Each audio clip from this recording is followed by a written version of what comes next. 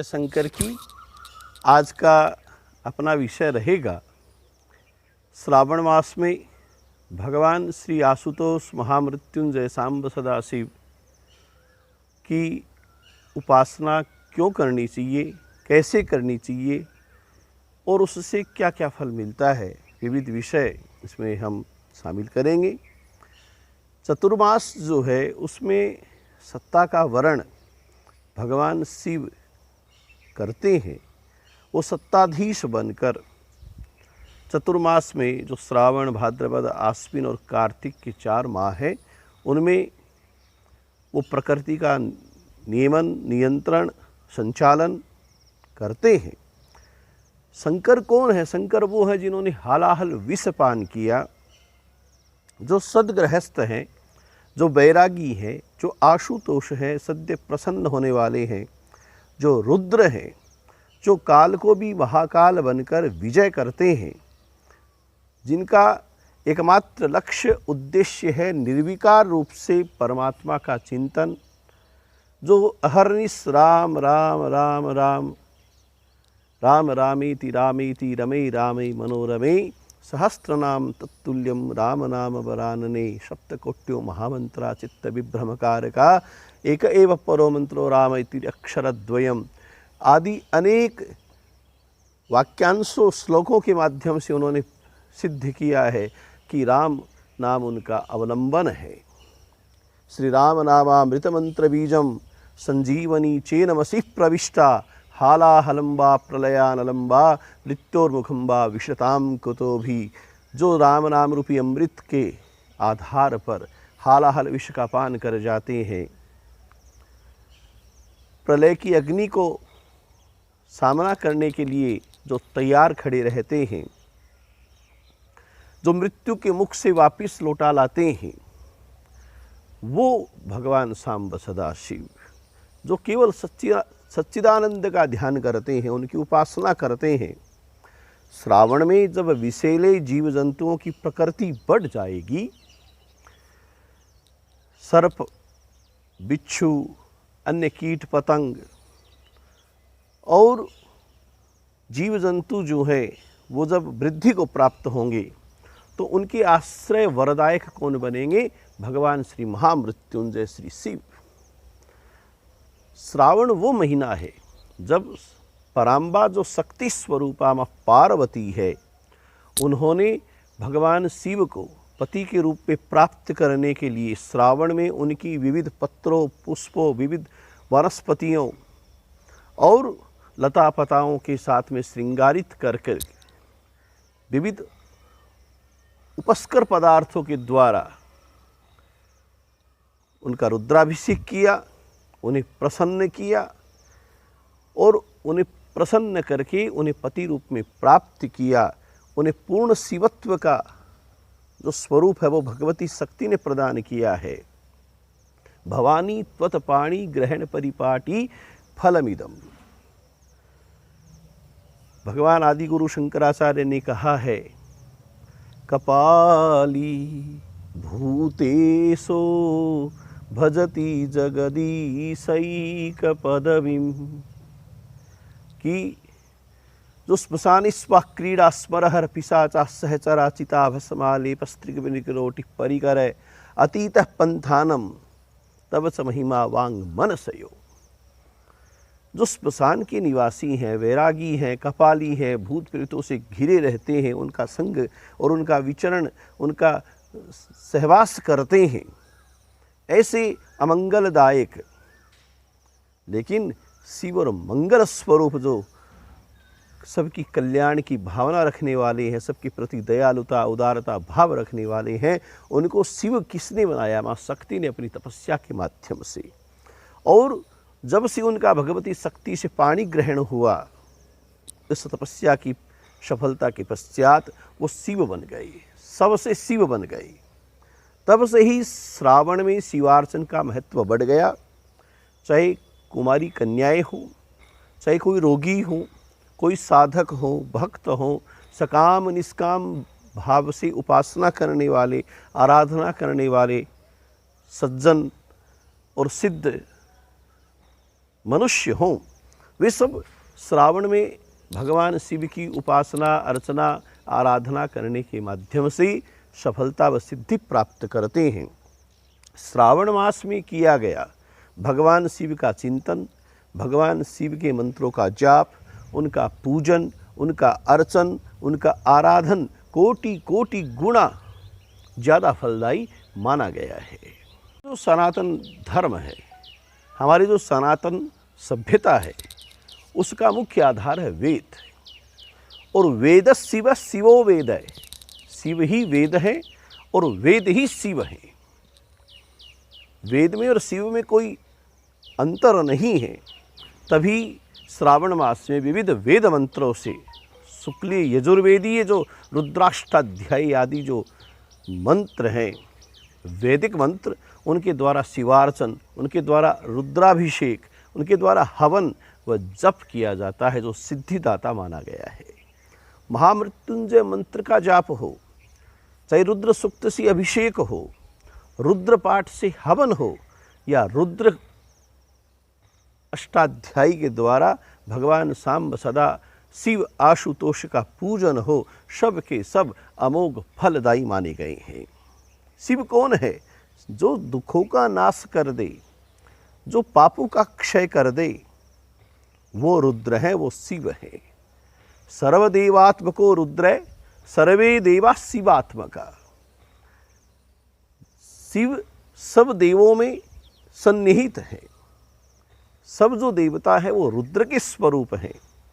और सर्वे देवा शिवात्मका, सब देवता शिव का ही रूपक मानकर उनकी शिव में ही शरणागति है। शिव ही उनके मुख्य आधार है, शिव ही उनके अवलंबन है।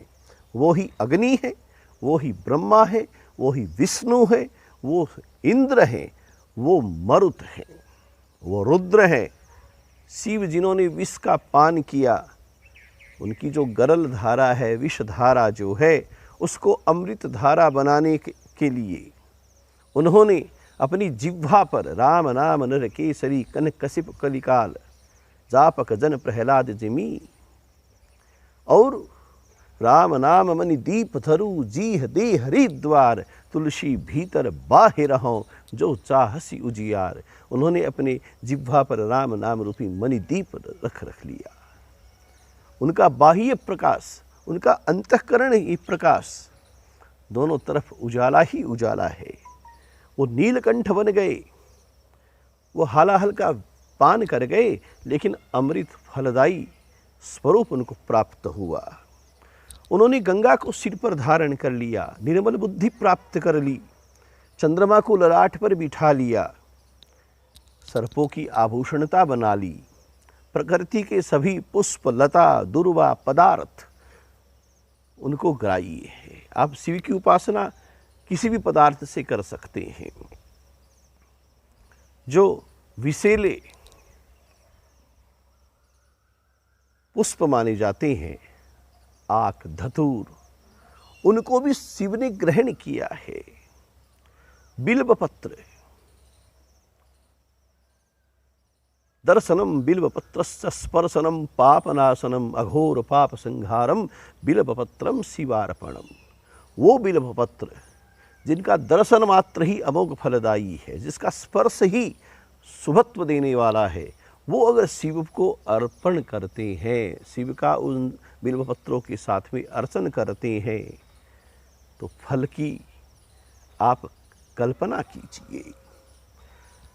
जो आज प्रकृति के सभी लता पुष्प दुर्वा पदार्थ, गौमय अमृत पदार्थ, जो गाय के द्वारा उत्पन्न होता है, अमृत स्वरूपी दुग्ध, उसी का दही, उसी का घृत, मधु, शर्करा, पंचामृत, इक्षुरस, आम्ररस, गंगा जल, कुशा का जल, दुर्वा का रस और उसका जल, नदियों का जल, तीर्थों का जल, समुद्र का जल, इन सब से भगवान शिव का रुद्राभिषेक होता है।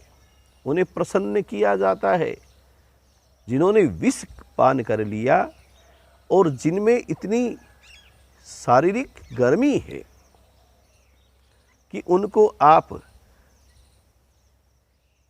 जलधारा के माध्यम से, रुद्राभिषेक के माध्यम से जब अभिषिंचित करेंगे तो वो आपकी हर कामना पूरी करने के लिए, अपना अमोघ आशीर्वाद प्रदान करने के लिए आपके सम्मुख आ जाएंगे। वेद मंत्रों से सुसज्जित जो रुद्राष्टाध्यायी है, उसके द्वारा जो शुक्ल यजुर्वेद का संग्रहित रूप है, जब रुद्राभिषेक होता है तो उस रुद्राभिषेक से अनेकानेक शुभ परिणाम जीवन में प्राप्त होते हैं। इस मंत्र संहिता में, रुद्राष्टाध्याय में, चाहे वो गृहस्थ धर्म हो, चाहे जीवन की शांति हो, चाहे जीवन का ज्ञान हो, वैराग्य हो, भक्ति हो, बुद्धि हो, विवेकता हो, परमात्मा की स्तुति हो, राजधर्म हो, गृहस्थ धर्म हो, अनेक विषयों का इसमें वर्णन आता है, जिसमें गणेश का वर्णन है, जिसमें गायत्री का वर्णन है, जिसमें शक्ति का वर्णन है, जिसमें पितृेश्वरों का, जिसमें भगवान विष्णु का विराट स्वरूप का, जिसमें इंद्र का, जिसमें कार्तिकेय सेनानी का, जिसमें नंदीश्वर का, और जिसमें भगवान प्रत्यक्ष दर्शन देने वाले सूर्य नारायण का, चंद्रमा का, पितृेश्वरों का, मरुदगणों का, रुद्रगणों का, और स्वयं जो सबके आदिदेव हैं, जो सबके जगत पितरौ वंदे पार्वती परमेश्वरौ, जो संसार के जगत पिता हैं, जो परमेश्वर स्वरूप हैं, जो महामृत्युंजय स्वरूप हैं, जो शिव है, उनका स्वयं का वर्णन है। इन सब देवताओं की, इन सब शक्तियों की, इन सब ऊर्जा स्रोतों का वैदिक निरूपण मंत्रों के माध्यम से रुद्राष्टाध्यायी में किया गया है। मनुष्य जो है वो स्वभावतः चंचल बोध प्रकृति का है।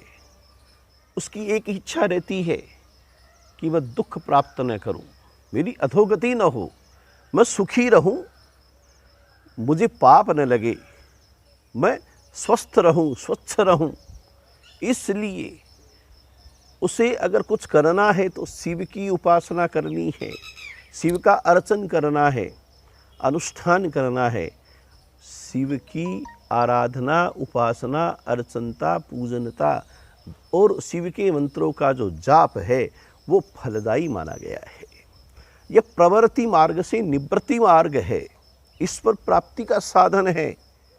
जीव जो ये कहता है कि मुझे इस लोक के समस्त सुख प्राप्त हो, स्वस्थ शरीर प्राप्त हो, पुत्र पौत्रादि संतति प्राप्त हो, संपत्ति प्राप्त हो, सुख प्राप्त हो, शांति, सुगृहस्थता, धन धान्य के द्वारा एक सुखमय जीवन, मेरा सदगृहस्थ, मेरा अच्छा दाम्पत्य, मेरा वर्चस्व, मेरी बलवानता, मेरी धनता, परलोक में मोक्षता भी मैं प्राप्त करूं, ये मनुष्य जीवन के सकाम स्वरूप हैं।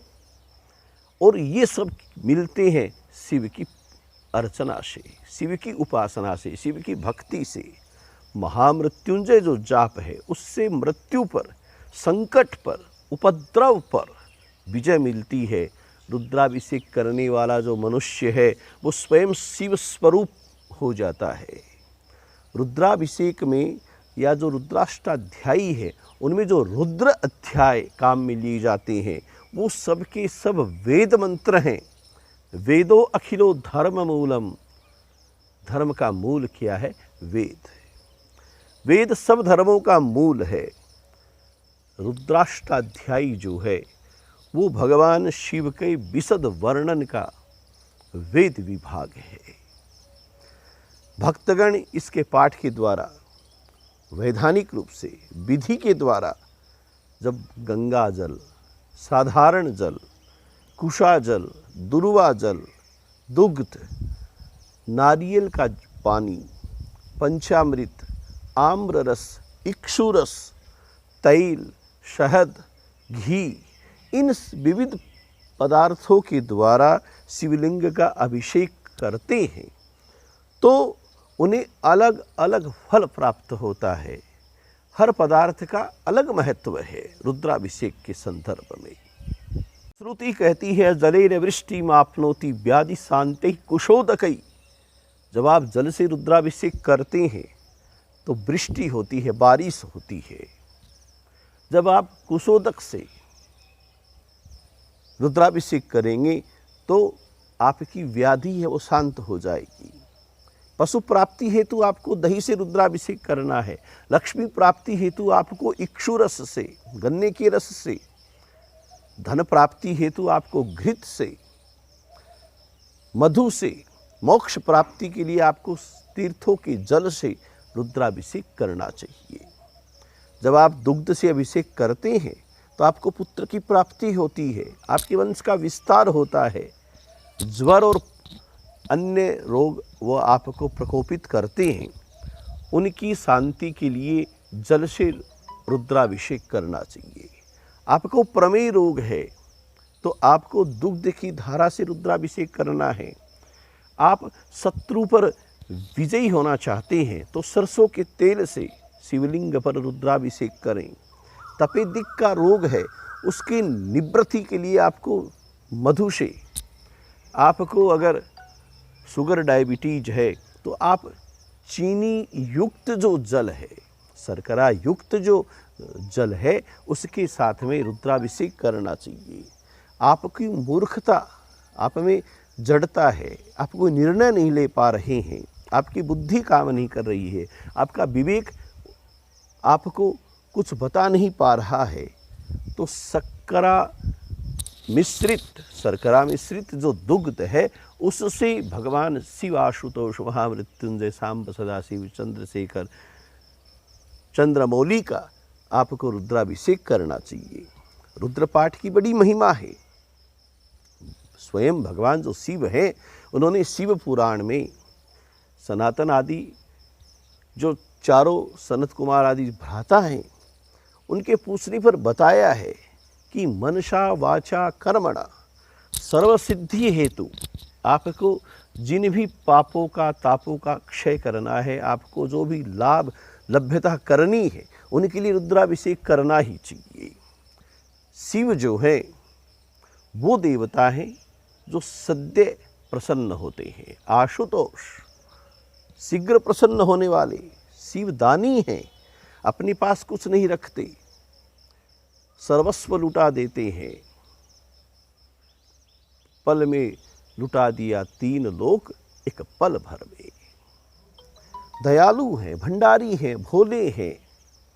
निरंतर जो शिव का चिंतन करते हैं, उनकी उपासना करते हैं, उनकी भक्ति करते हैं, उनके निमित्त आराधना उपासना अर्चना करते हैं, जो रुद्राभिषेक करते हैं, उनका पूरा कुल, उनका पूरा वंश खानदान जो है शिव स्वरूप बन जाता है।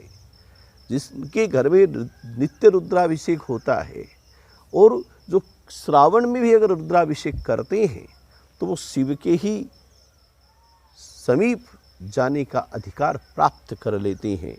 उनकी अकाल मृत्यु नहीं होती और उनके रोग मिटते हैं, उनके दुख दारिद्र्य मिटते हैं।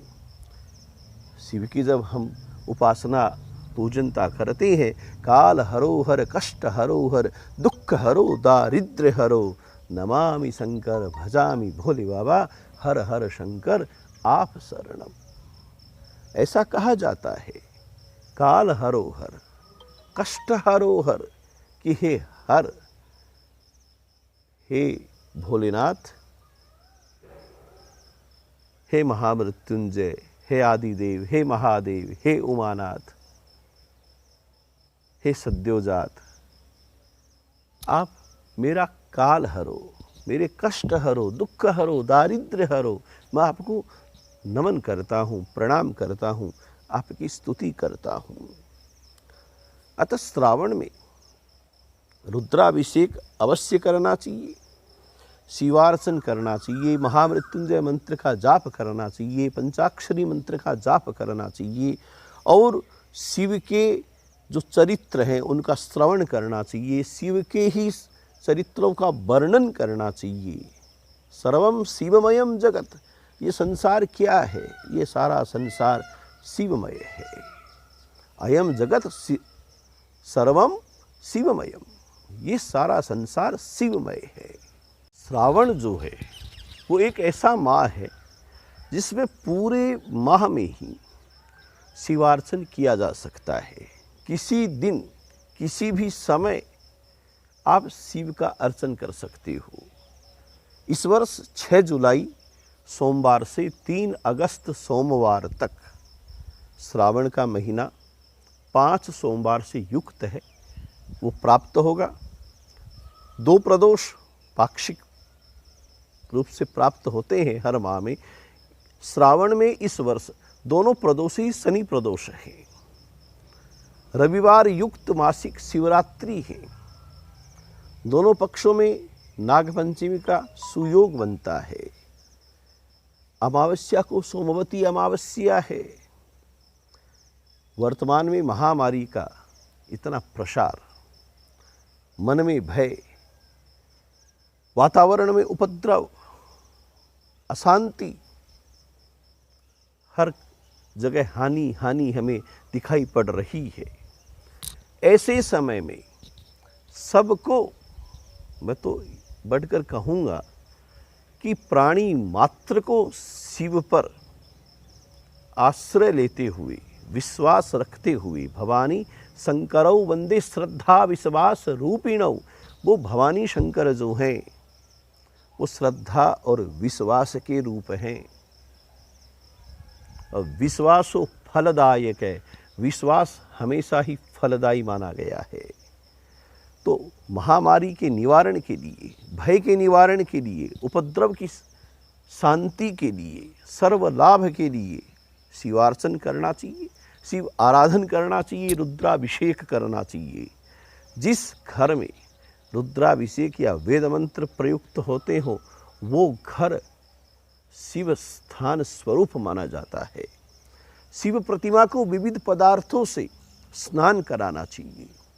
उनके तेल इत्र लगाकर, वस्त्र कोपीन आदि धारण करवाकर, यज्ञोपवीत पहनाकर, अच्छे चंदन से विलेपन कर, अक्षत को चढ़ाकर श्रृंगार करते हुए, और श्रृंगार में छहों तो ऋतु नितु फलत रहत है, पुष्प चढ़त है बरखासी। जो वर्षा ऋतु है, श्रावण का जो वर्षा ऋतु का मुख्य महीना है श्रावण, उसमें अगर पुष्प के साथ में श्रृंगार हो, क्योंकि प्रकृति अपने पूर्णता पर होती है, अनेक पत्र पुष्प जो हैं वो प्लवित होते हैं, दिखाई पड़ते हैं, उपस्थित रहते हैं, उनको भगवान शिव के श्रृंगार में कार्य लेना चाहिए। और दुर्वा हैं, बिल्व पत्र हैं, कमल पत्र हैं, धूप हैं, दीप हैं, नैवेद्य हैं, विविध फल हैं, विविध उपकरण हैं। भगवान शिव की जो सर्वांग पूजा है, उनकी दिक् पूजनता है, उनकी शक्तियों सहित आवरण पूजा है, ये करना चाहिए। उनकी आरती करनी चाहिए, उनकी पुष्पांजलि अर्पित करनी चाहिए, क्षमा प्रार्थना, दंडवत साष्टांग प्रणाम करना चाहिए, उनसे क्षमा प्रार्थना करनी चाहिए, विविध स्तुति मंत्रों का जाप करना चाहिए। कर चरण कृतम वा कायजम कर्मजम वा श्रवण नयनजम वा मानसम वापराधम विहितम अविहितम वा सर्वमेतत् क्षमस्व। जय जय करुणाब्धे श्री महादेव शंभो। जीवन के जो भी किए गए पाप हैं उस आप शिव को अर्पण करके उनकी प्रायश्चित्तता, उन पापों के क्षय की कामना भगवान शिव आशुतोष महामृत्युंजय सांब सदा शिव से करें। उनका रुद्राभिषेक करें, रुद्राष्टाध्यायी के मंत्रों से उनके मंत्रों का जाप करें, उन्हें कुछ भी अर्पण कर दो। ये जीवन शिव का दिया हुआ है। त्वदीय वस्तु शिवमेव तुभ्यमेव समर्पय। हे भगवान शिव, ये जीवन आपका है, आपको अर्पण करता हूँ। वो सर्वग्राही हैं, सब उनको मानते हैं, जानते हैं, पहचानते हैं। वो सर्वभक्षी हैं। आप जो भी उनको अर्पण कर देंगे और कुछ भी नहीं तो एक लोटा जल भी अगर भगवान शिव को बम बम बोल कर करके अगर अर्पण कर दिया गया तो वो तारने वाले हैं। उन्होंने पूजावसान समये दशवक्त्र गीतम यह शंभु पूजन विदम पठति प्रदोषे। रावण जब उनकी स्तुति करता है और रावण ने अपने गान के माध्यम से जटा कटाह संभ्रम भ्रमण निलिम्प निर्झरी पिलोल विच्चिवल्लरी विराजमान मूर्धनि धगत धगत धगत ज्वल ललाट पट्ट पावके किशोर चंद्रशेखरे रति प्रतिक्षणम ममय। वो रावण अंत में कहता है कि पूजा अवसान समये दशवक्त्र गीतम यह शंभु पूजनमिदं पठति प्रदोषे तस्य स्थिरां रथ गजेन्द्र तुरंग युक्तां लक्ष्मीं सदैव सुमुखीं प्रददाति शंभु। आपको सांसारिक सारे सुख, विलासिता, भौतिक पदार्थ, संसाधन, यहाँ तक कि ऐश्वर्य देने वाली जो महालक्ष्मी है वो आपको प्रदान करने के लिए शिव तत्पर रहते हैं। उस शिव उपासना के माध्यम से आज श्रावण में आप चाहे नक्त भोजन करें, उपवास करें, किसी सन्यासी का, किसी यति का, किसी साधु का, किसी विद्वान का, अपने गुरु का, किसी सद्गृहस्थ का, अपने से बड़ों का, अपने माता पिता का सम्मान करें, पशु पक्षियों के प्रति दीन भावना रखें, उनकी पालनता करें, गाय की सेवा करें, बैल की सेवा करें, सनातन धर्म सभ्यता को आगे बढ़ाने का कार्य करें। श्रावण में जब श्रृंगार का प्रतीक माँ शक्ति जो है उनका श्रृंगार का दिन आता है सिंधारा, उस दिन आपकी माँ, आपकी पत्नी, आपकी बहन, आपकी बेटी, इन सब का सम्मान करना, क्योंकि वो शक्ति स्वरूपा है। वो अलग अलग रूप में उनका संज्ञा अवश्य है। वो माँ बनकर, वो पत्नी बनकर, वो बहन बनकर, वो बेटी बनकर समुपस्थित हैं, लेकिन उनकी उपासना वो हमेशा हर स्वरूप में वंदनीय है। ये सिंधारा श्रावण में प्राप्त होता है। और यह कामना, अगर आपका विवाह नहीं हो रहा है, आपको किसी कार्य में असफलता ही असफलता प्राप्त हो रही है, आप रोगी हो, आपको क्रोध ज़्यादा आता हो, आप पर शत्रु चढ़ाई कर रहे हो, क्या कहें, ऐसा कोई कार्य नहीं जो भगवान शिव पूर्ण न कर सके। क्यों? क्योंकि वो है ही शिव स्वरूप कल्याणमय। जय शंकर की।